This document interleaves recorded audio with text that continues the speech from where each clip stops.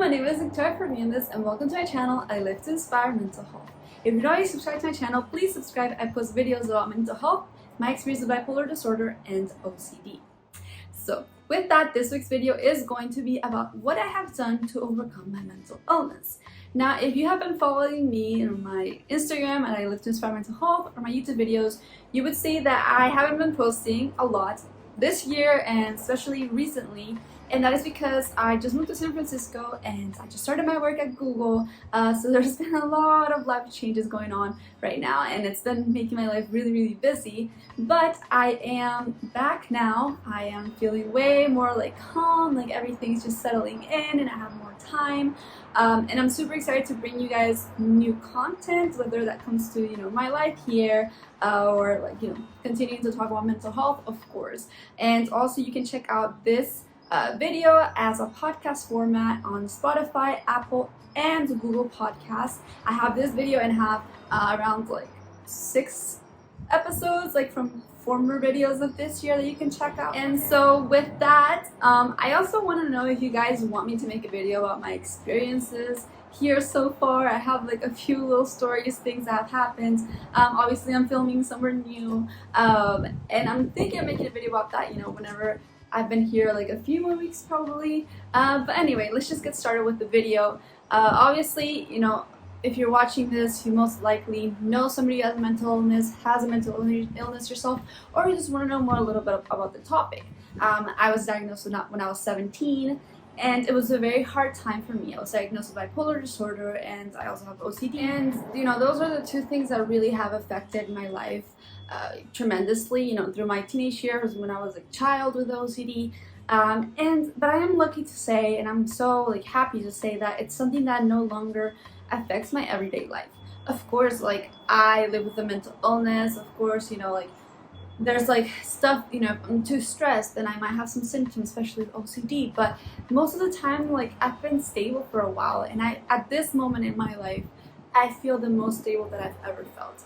And some of the key things that I've done to get to this point is, of course, getting help. I've been medicated for a really long time, since I was diagnosed, really, and it's not something that's always been easy. I've talked about that here before, but it's something that's helped me to get to where I am. It's something that helps me do the things that I can do, that I want to do every day, chase my dreams and all that kind of stuff. Because obviously, my mental illness, it's something that would impair me a lot of times to just have a regular day without my emotions ruining it, or stuff like that. I'm not a doctor, so I'm not oh, I recommend medication. I'm just talking from my own experiences, but everyone should go get help. So I think I started out with a psychologist who then recommended me a psychiatrist, but it's important to be able to go seek that help. Go to your therapist. I used to go weekly, now I go every 2 weeks, and actually since I've been moving I haven't gone in a little over a month. But I need to do that because even though I'm stable, since I have a mental illness, I need to have a checkup at least once a month. For me, I think that's what's gonna work out the best for me, but everyone's different. But definitely getting help is something that has helped me tremendously. I think another key thing that a lot of people don't like to do is talk about their feelings. I talk about everything that I feel. If someone will listen, my husband, for example, I might tell him oh, I'm having this thought, this intrusive thought. Not all of them, of course, because sometimes I have things that I just don't want to share with anyone, but most of the things that I'm going through, especially if it's really affecting me, I'll communicate it in some way. And that communication has really gotten me so far in life, because it's gotten me to liberate the pain that I have, liberate the thoughts that I have, and help me with giving them less importance. Let's say I have an intrusive thought. Okay, if I talk about it out loud, I know they're not real. The person's gonna tell me that's not true. You need to ground yourself. So that has really helped me kind of overcome all this stuff. Obviously, it's not perfect, and obviously everyone's different. Some people have more severe mental illnesses, or more severe even bipolar or OCD. Everyone is different. But I went from not being able to go through my days without feeling super depressed, or having my hypomania, or this and that, either being really happy or and feeling like I could chase all my dreams, then being depressed. That really affected me. And again, I do get a lot of comments about like, oh, explain your hypomanic episodes and all that kind of stuff. But the truth is that I was diagnosed with when I was really young, and those episodes, I don't know, because I guess other people see it in a different way. Like if you ask my mom, she'd be like, oh no, like I saw her doing this and that, but I wouldn't notice it all the time. I just would feel like, 1 week I was super happy, excited, this and that, I could do whatever I want in the world. The next week I was having suicidal thoughts, but everyone is different. I think there's like a lot of misconceptions about, the change of emotions, or like, oh, you're so bipolar. It's not like that. It's like kind of a cycle, and everyone is different. But when it came to that, what affected me the most of a bipolar disorder was the depressive episodes. Those were the ones that I was they were the most severe, and that I felt the most.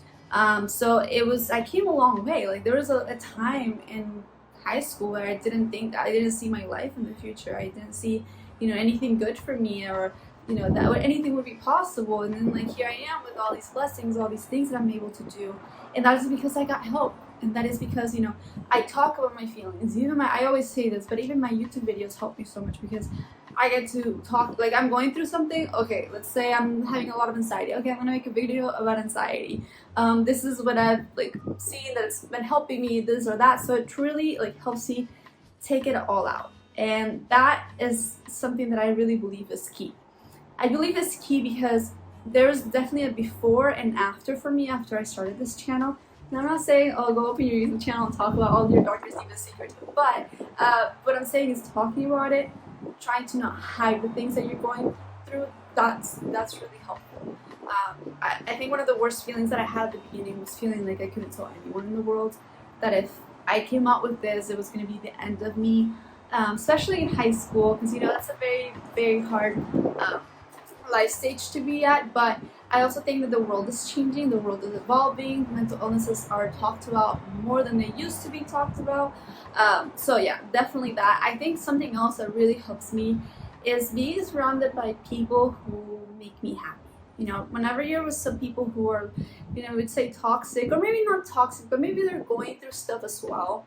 And, it's like two puddles of, very heavy feelings, and you mix that together, and it's just like even more really heavy feelings. So I used to, I needed to find people in my life who were positive, who would be there for me, who would listen, who, wouldn't be judgmental, but would support me and tell me, hey, you need to go to the doctor, hey, you need to do this. And that really helped me. I think finally being on my own, living with my husband and all that kind of stuff here, it's also another level of stability for me, just being able to do whatever I want, and do all these things, and always again surrounding yourself by people who actually add positiveness to your life rather than subtract it. That is the most important thing, because that is what's gonna keep you being happy, and that is I don't know, I think that's ultimately what affects me the most when around doing something that I don't like to do. Whenever I am around people who make me feel sad, those things really hurt my mental illness and my mental health, and it just makes everything worse. And I've noticed that where I put myself, who I surround myself with, has a tremendous impact on my mental health. And a lot of people, it's don't let others affect you, but we're human and it happens.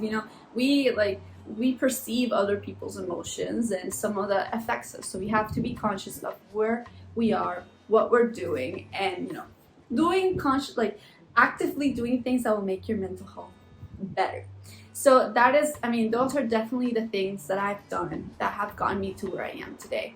I think being true to myself, always doing the things that I love to do, trying to find hope even whenever it seems like there isn't any. It is, writing it down. On a day that you feel kind of good, write down why you feel good. Those kind of things, but definitely getting help is the first step. Medication has worked for me. It might not be for everybody, but it has definitely helped me become stable and be able to do the things that I want to do every day. And I don't know if I'll be taking them forever. I don't know, we don't know the future. But as of now, I can say that I'm in a very happy place and I feel very full, and I don't wake up in the mornings thinking I have a mental illness. I'm not always like, oh, sometimes I might have intrusive thoughts. I think nowadays, like, really what affects me the most is the OCD rather than the bipolar. The bipolar is like, it's kind of like there, I don't really feel it. But the OCD is like sometimes it pops up a little bit, but I've learned to not take it seriously like I used to. And that really helps. Like now I'll have a thought and I'm like, okay, whatever, let it pass. Like it went like a little bubble and it's gone. Because I cannot ruin my day because of those thoughts. I cannot keep thinking and thinking and thinking and thinking about it. But it's something that I actively work on. So I would say that check who you're surrounded with, because really mental illnesses are really affected also by the things that you go through in life. It's not always just genetic, but also like the things that you've gone through, the things that you see in your everyday life, that can really impact you emotionally. And so it's really important to check that. And well, yeah, I think that's all I have to say for now. And I just want to say it feels really good to make a video. I hadn't made it like this in a long time, and I don't know if you guys can hear all the cars. I'm gonna try to edit that out, but I thought it would be really nice to film outside, to do something different for a change. So I hope you really liked this video, and if you did, it would be really helpful if you hit the like button, subscribed, shared it with somebody who you believe should watch this video, and always remember that there's a light at the end of the tunnel, and a bad day does not mean a bad life.